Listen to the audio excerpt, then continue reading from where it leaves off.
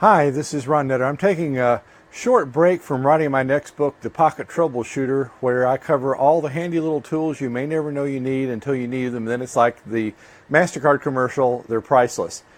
It seems like more and more of us are getting into equipment that requires this thing called an HDMI cable.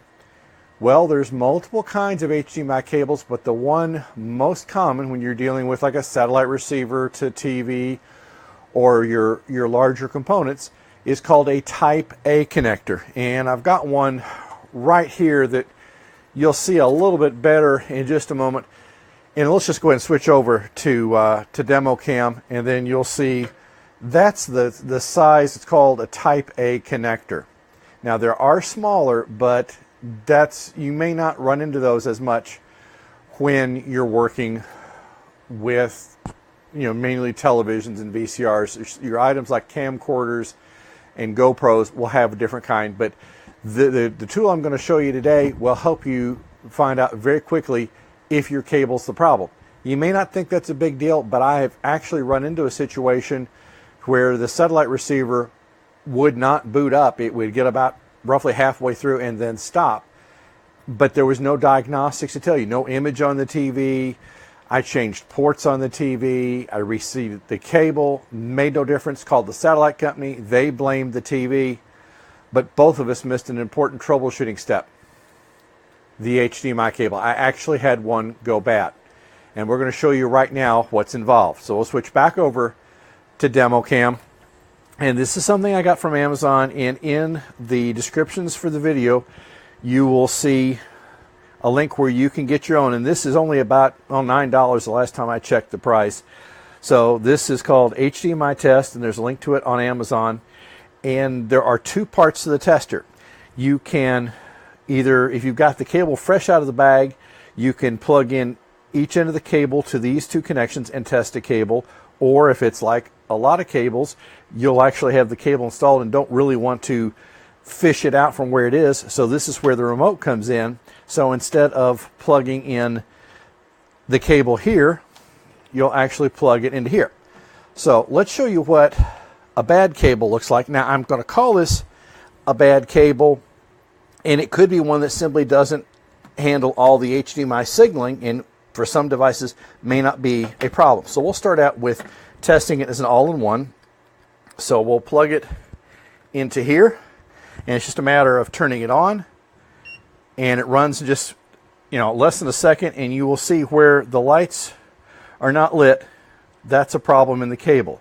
It stays on for just a second, and you can run the test at any time, either by turning the unit off and back on, or just hitting the test button again. So you see it came up bad. Now we'll try it one other way, because sometimes a cable does not seat properly. So we'll make sure one end is in the main connector, and we'll put one end in the remote, sit them side by side. Now I haven't turned this off.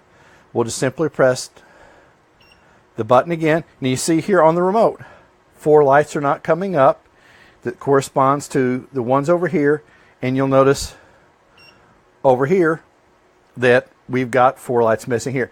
Now it is possible that your battery might be low. So if it's one you just grabbed that you had laying around, it is possible that the battery itself may be what's calling the test a false positive. We're showing a problem. Now I'm going to bring another cable into the mix here and plug it into main, and plug this one into remote, and make sure they're firmly seated, because that can also cause a false response to the test.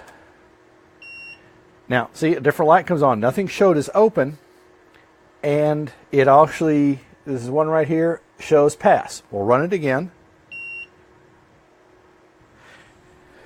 And then just to show you what it should look like on when we use the remote, we'll set them both here. We'll run test again.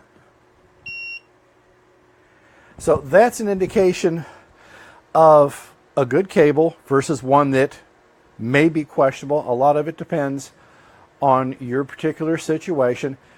For $9, this is a very easy tool to have laying around, because it's that one time in 100 or 1,000 or 1,000,000 when you need it, And this way, if you don't have a spare cable, and I've gotten to the point anymore that I keep a set of spare cables around all the time. In fact, this one batch obviously is going to have to go back because it's showing a problem, because unless I get all the lights up, I know for doing hooking in the camcorder and the video switcher, I can't trust that cable because it's not worth the risk. So this is a handy little tool to have, and as you can see, it doesn't take that much room. Comes with a handy little case. It does run on a 9-volt battery, so you'll have to keep some of those around, but I think you'll see me in a future video show you how you don't have to have a 9-volt battery, at least the ones that we all know about, handy when you need to use this. So thank you for your time, and if you don't have this kind of tester, please use the link at the bottom, because that will result in an affiliate commission for me and help with the cost of the gear that I've been buying, so I can keep testing other things for you. If there's any tool that you'd like to see tested, as I said, I'm working on a book called The Pocket Troubleshooter. While it's primarily targeted at those in the IT field, there's a lot of tools that you'll see show up that will have uses in the home, or if you're your IT support person for your family or extended family, that will be handy to have. So again, thank you for your time.